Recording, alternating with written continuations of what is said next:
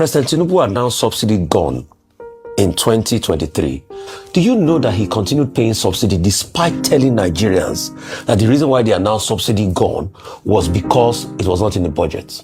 NNPC record shows that 7.1 trillion was paid in subsidy. Do you know what they did, Oji? They hide the name. They didn't call it subsidy. You know what they called it? Energy security expenses. You see this level of lack of transparency. Energy security expenses. It was just like when Buhari government came in. You know, Buhari said something was a scam. It didn't exist and everything. When he's also started paying subsidy, you know what he called it? Under recovery. So it is this lack of transparency that kills this country. And Ayo, I get your points. I don't want people to suffer. I play in that space. I do a lot of advocacy for people. But Ayo, we need to jolt our leaders. Ayo, what happened to this country? We are seeing the likes of the Machimogu. We have seen the likes of Malami, forfeiture and everything. We need to jolt our country back. Ayo, I cry for Nigeria this morning. Let me read something to you. Why I'm crying, why I scream sometimes for this country. On the 23rd of December, 1974, Nigeria signed a long-term borrowing agreement with the World Bank. Under this agreement, Nigeria provided $240 million in net resources to the World Bank reserves. And we're borrowing World Bank money. We're lending World Bank money to do development projects for other countries. In 1975, we also lent 120 million to the IMF. This country was not depending on aid in the 70s. I feel like crying this morning. What has happened to this country? And because people are looting the country dry. The same country that was lending World Bank money, $240 million in the 70s. In that same 70s, do you know that Britain was going to the World Bank to loan money because they had an economic crisis? That time we were lending them money. All right. Now, this is exactly my point. For a long time, like in the past 6 years, I started doing this style of content. This has been my point exactly. That we just have people who do not have conscience, who do not care what the next generation is going to look like. We were in this country when they started Vision 2020. All the visions they had for 2020 were visionless. It never worked because wicked hands were there thieving from our commonwealth. This is Rufai Usenio of Arise TV, giving an expose into what our history used to be. This brings me to why I have been saying a country that will be so comfortable that its next generation is not reading its history in the right way or knowing its history in the right way it should be known, is not ready for growth and transition. All the people in power, from local government chairman to down to the president, 90% of them are above 70 years. 90% of them are above 70 years of age. From the president down to local government chairman or even councillor is what I'm telling you. They are above 70 years of age, 90%. If not more than. Look at Rufai crying on live TV, saying that how can in 1974, Nigeria as a nation was borrowing World Bank money, millions of dollars, to borrow other countries to do capital projects. Look at us today. We are owing debt in trillions of naira because of wicked people that we have in governance. Or you want to even that in same 1975, we borrowed this same IMF that has created a structural adjustment program to enable them pay their debt to Nigeria and make Nigeria indebted to them. The reverse psychology is something I cannot explain. For every time anybody who is vying for the office of the president has opportunity to meet with this first world country, they enter into contract that has jeopardized our confidence in the international conversation.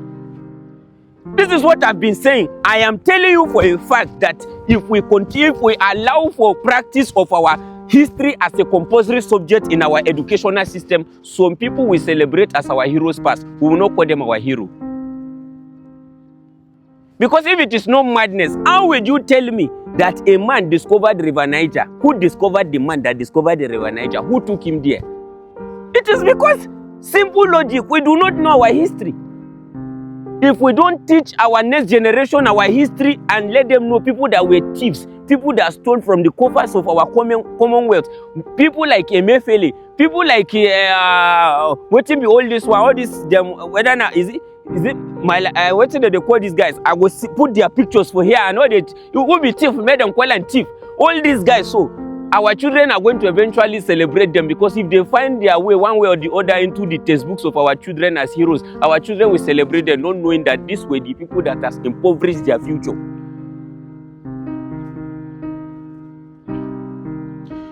Just go to the website of EFCC and go and see people that have stolen from this country. And I wonder why these kind of publications are not finding their way into the public space enough for our children to know that this particular classmate of yours, in Papa na thief, in Mama na thief. The kind of thievery that has happened in governance now, say, before we say na men get mind the thief, the kind of money where some women the thief for government. You go just there say they get children, they get conscience. Every Nigerian that is a politician, sadly, most of them, if not majority of them, are waiting in line to milk this nation. Nobody has genuine love for this. They are just but a handful of them. And those ones that are a handful, when they come, the difference is always there. I have always been praying for this guy in Abia State, Alex Oti. I say, God, let this man not change his mindset. If I am him, if they pressure me too much, I will not contest again. All these political shenanigans that they are doing from the presidency, if they want to pressure him, he has done his work, and let the people who has known that this person has performed more than the people they've always pushed to us, let their will, let the citizens decide. Let the will of the people stand, because if they don't stand, the person that will represent their interests will always be taken from them, and one blood-soaking Zimon 9 them will bring for them. People that hate the truth. Look at it now. I have said this, if this country is going to work, it is a simple logic. Take this from me and take it to the bank. If the day we want this country to work, 5 government agencies or arms of the government or even parastatals must stay independent. Number 1, the police must be independent. The IG of police must not be appointed by the president. If they must supervise a free and fair election, I'm telling you for a fact, INEC chairman must not be appointed by the president. I will only work for the person that has appointed me. It's simple logic. Did you hear me call the army or call soldier? I say police in particular. The Inspector General of Police. You know why? The police has upper hand than any other armed force in this country. The police can arrest any other person in any other armed force, because that is what the law has given them as power. But the Kele when the police today is because the president is still the person that must appoint. And most of the time, it is their tribal person they must appoint into power, or somebody who is their loyalist. Go and check now. The past Inspector General of Police was the Commissioner of Police, if I'm not mistaken, or rather was like the orderly to Tinubu when he was governor of Lagos State. What are you telling me? Don't worry, when I eventually become the president, I'll make you IG. And it will happen. As simple as that. Even when people were saying, oh, the Gwetokun was not the right person to be IG, then come out. They're not come out now.